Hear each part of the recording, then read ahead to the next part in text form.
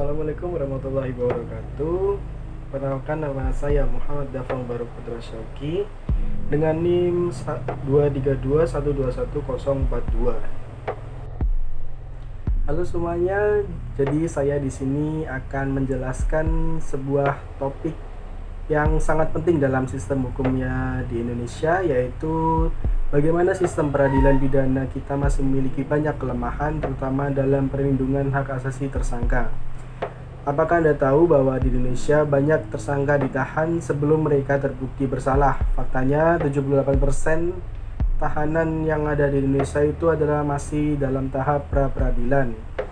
Ini menunjukkan bahwa sistem peradilan kita masih memiliki banyak kekurangan.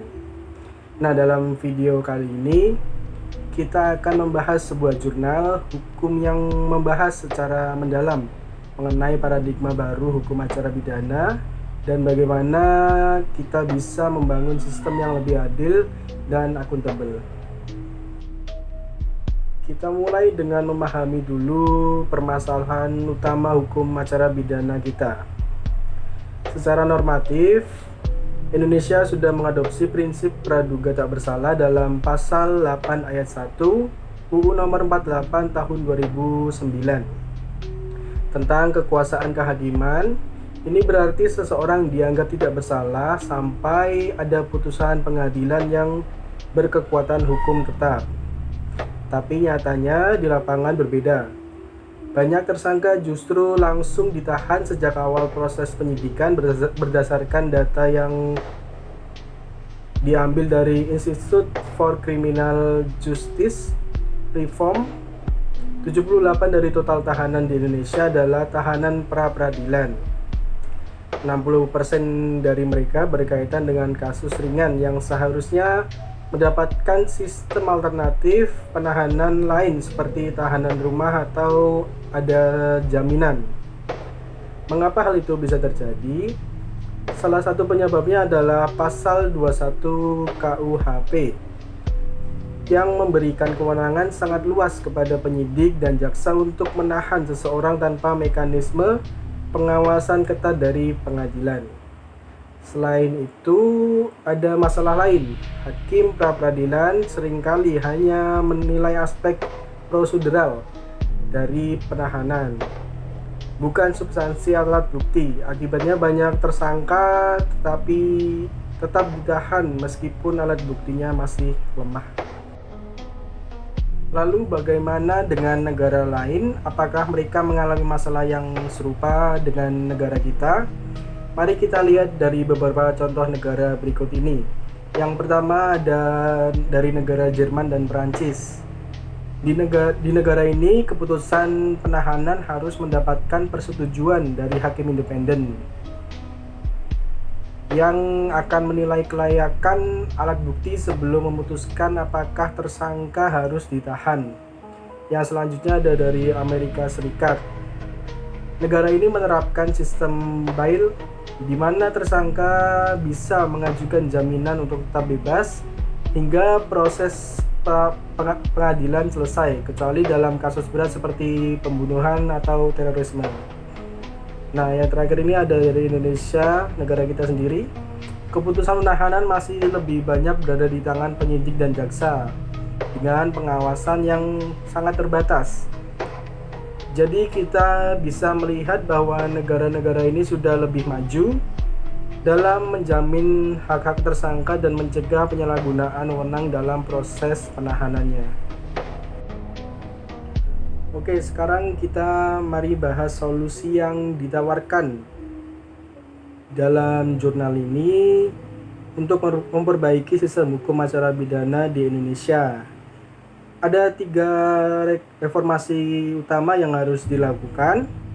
Dalam jurnal ini mereka menuliskan yang pertama itu ada menetapkan standar minimal alat bukti sebelum penahanan. Saat ini penyidik bisa menahan seseorang hanya berdasarkan dugaan dan alasan subjektif seperti khawatir melarikan diri. Reformasi ini akan mewajibkan minimal 2 alat bukti yang kuat sebelum tersangka bisa ditahan. Yang kedua ada memperluas kewenangan hakim pra-peradilan.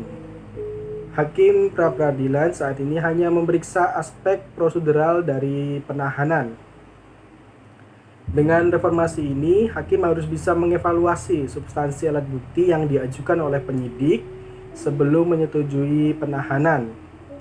Yang terakhir, yang ketiga, yaitu meningkatkan pengawasan independen terhadap keputusan penahanan. Di banyak negara ada mekanisme evaluasi berkala untuk memastikan bahwa seseorang tidak ditahan lebih dari yang diperlukan. Sistem pengawasan ini bisa berbentuk komite independen yang akan memeriksa keputusan penahanan yang dibuat oleh penyidik dan jaksa. Jika langkah-langkah ini diterapkan, sistem hukum kita akan lebih transparan dan akuntabel, serta tidak menjadi alat bukti untuk menekan tersangka secara psikologinya. Oke, dari pembahasan tadi kita bisa menilai bahwa sistem hukum acara pidana di Indonesia masih memiliki banyak kelemahan dalam melindungi hak asasi tersangka. Penahanan seharusnya menjadi langkah yang terakhir, bukan alat utama untuk menekan seseorang agar mereka mengaku bersalah melakukan tindak pidana.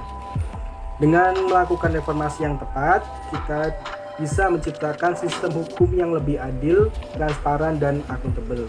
Oke, yang pada bagian terakhir ini saya akan membacakan kesimpulan dari jurnal yang sudah saya baca tadi, yaitu dengan judul Paradigma Baru Hukum Acara Pidana Rekonstruksi Perlindungan Hak Asasi Tersangka dalam Proses Peradilan. Jadi di sini bahwa sistem hukum acara pidana di Indonesia masih menghadapi tantangan besar dalam menjamin keseimbangan antara kepastian hukum dan perlindungan hak asasi tersangka.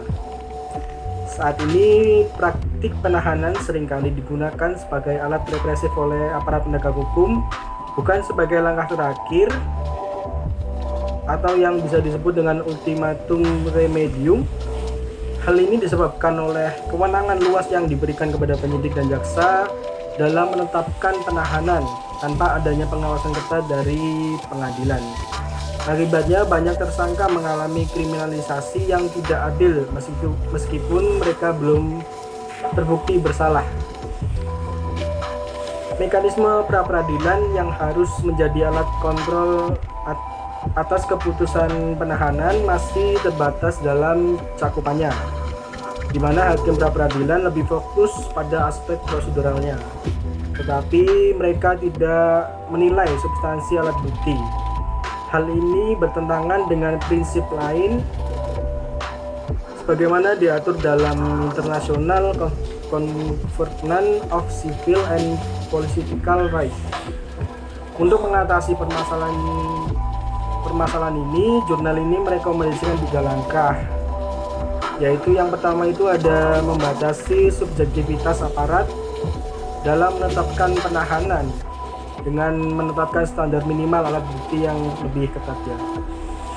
Yang kedua itu ada memperkuat peran hakim pra-peradilan sehingga mereka memiliki kewenangan untuk menilai substansi alat bukti sebelum menyetujui penahanan tersangka.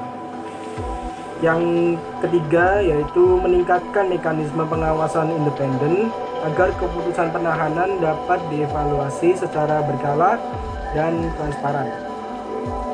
Dengan rekonstruksi sistem hukum acara pidana yang lebih transparan, akuntabel, dan berbasis perlindungan hak asasi manusia, Indonesia dapat mengurangi penyalahgunaan kewenangan dalam proses penahanan dan memastikan bahwa tersangka mendapat hak peradilan yang adil.